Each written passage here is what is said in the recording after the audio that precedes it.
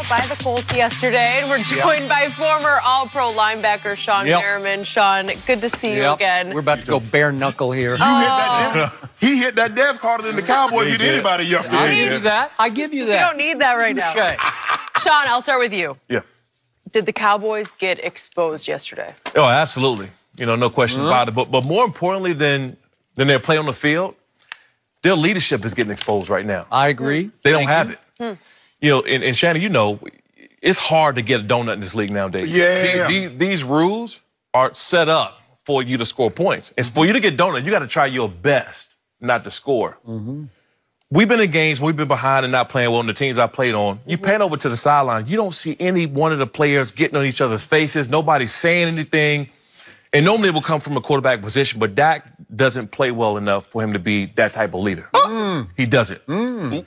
Wow. You know who I like to see step up is these two young linebackers inside, Jalen Smith and Van Der Esch. They're probably my two favorite guys to watch. You know, being removed from the game and watching, seeing how these guys play. They remind me a lot of Lance Briggs and Brian Urlacher and how they play the game. Until yesterday. Well, but the problem is I didn't see him yesterday. They're young. They're young. Sometimes when you're young like that and you're just getting in the lineup, you don't feel like you can step into that leadership role because you got these older vets. You don't want to step on anybody's toes. They need to. They need to step up because they don't have anybody on that team right now. You know it's not coming from one person. It ain't coming from Jason Garrett. Yeah. He's not that type of coach. He's not that type of person. He's not Brian Brimstone. No, he's not. You know, he's not going to do that. So, you know, Sean Lee was a guy that did that, but it's hard to be a leader when you're not on the field. That is correct. So they need to find somebody right now. And I'm looking at these two because these two have been playing well all season. They're probably the anchor of that defense. They need to be the ones to step up because right now there's nobody else in that locker room who's going to step up and take that leadership role. For me, I don't think they got exposed because I'd never overvalued them to begin with. I thought they had limitations. We've seen, I'm still not convinced, although he's going to get played like he's a superstar quarterback, that Dak is the guy. Yeah, he can make plays. But is he that guy? Jerry seems to think so. You seem to think so. But, Skip, I think they're limited for the simple fact we haven't seen them. Now, when they get the lead and they can dictate when we run it, how we throw it, when we throw it, okay, they can be fine. But yesterday they fell behind. And now they put them in a situation where we know you're going to throw on our terms. We know you need to throw the ball. Got nothing. They don't have explosive plays down the field. And so what happens is if you fall behind, you burn up. If you get down by more than a touchdown, you burn up all your clock trying to come back because it's 13 plays, it's 15 plays. That's well and good if you have the lead. But when you're behind, Skip, you need to get points in a hurry. They lack that. And yesterday we saw, you know, Michael Gallup, he started to come on. He had one target. You know, now your tight ends are starting to be, but these are not tight ends. These are not the tight ends that can go get you $115 and 2 or 3 touchdowns. So teams like, okay, you want to throw to them guys in the flat? Have at it. Now he's falling in love with Zeke, dumping the ball down with him. Zeke ain't gonna skip. They're gonna get that up.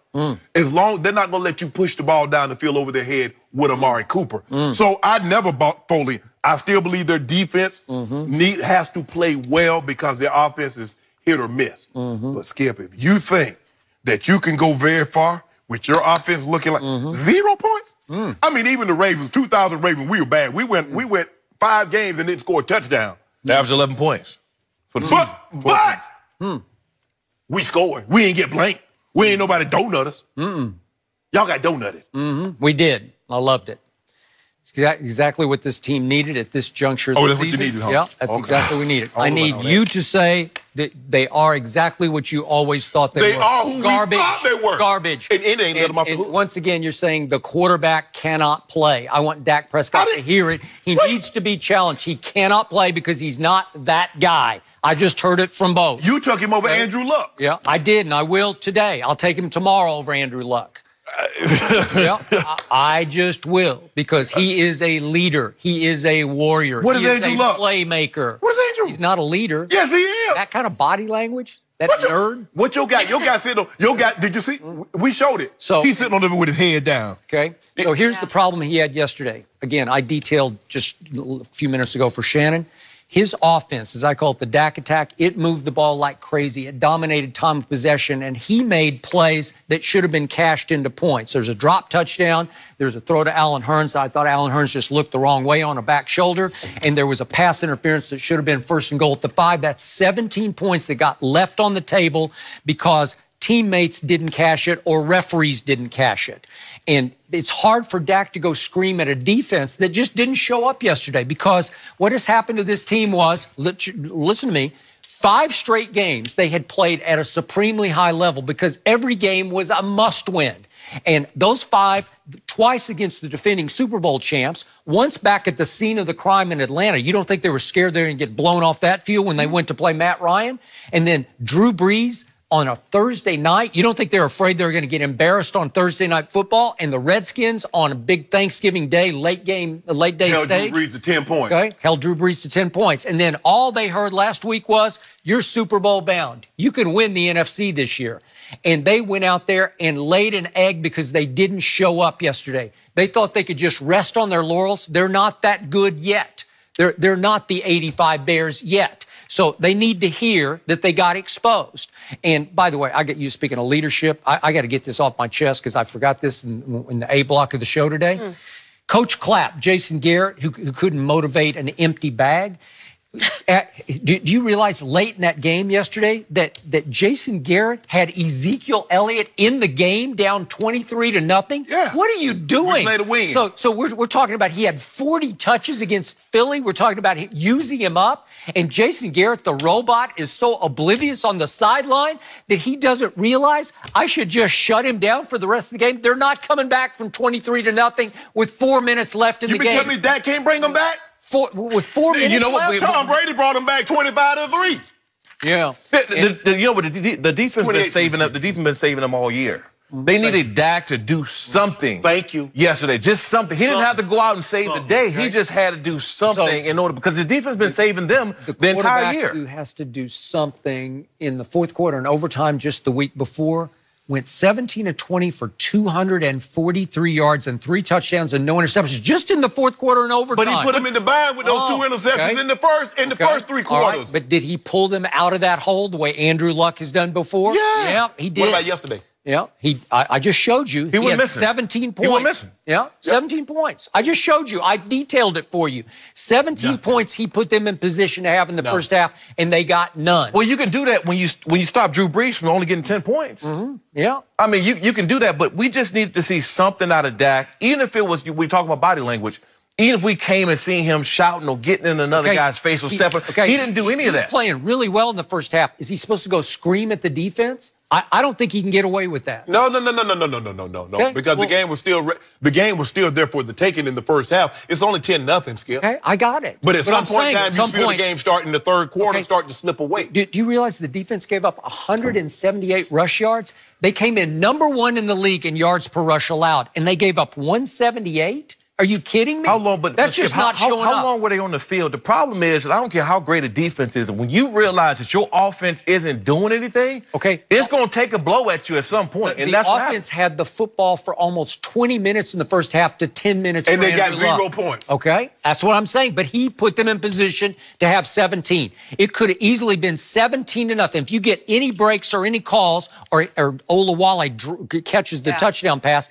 it's going to be 17-0 Cowboys at halftime. Could they hang on to that? Probably not. Yeah, probably but they would. But Skip, you didn't get it. We can't do hypotheticals say that was 17 points. Yeah. At the end of the day, it comes down to... It wasn't his fault. Was he turning the ball over to high rate like he did against Philly? Did he fumble it? Did he throw interceptions? No, he just didn't do anything. But see what you did there. I didn't do anything. You just told me and Lights Out that in the 4th quarter and overtime, he threw 3 touchdowns and had 243 yards. That was all him. Yesterday, you removed the blame from him.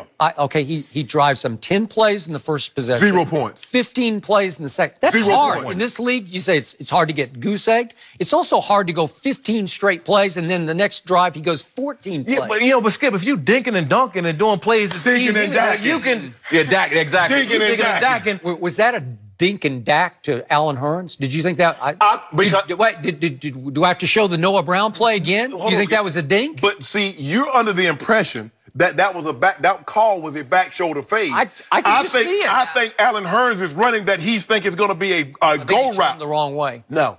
Wrong page. Dinking and Dacking and ain't nothing happening. Yeah. How about the play? That's Noah what it Brown? is. You don't think it was pass interference? You thought it was like 5 pass interference. You could have thrown 5 flags. He got ridden all the way down the sideline. In your famous like he like to do it, Jenny. Bing, bing, bing, bing, bing, bing. Yeah. That's what he was doing. Well, how about Andrew Luck dacking and dinking? His team won. He threw for His team 192. won. 192 yards. But you know what? Wow, that's Skip, impressive. He did what he needed to do for them to win a football game. That was it. That same thing that Dak needed to do. Well, yeah, Dak didn't do nothing.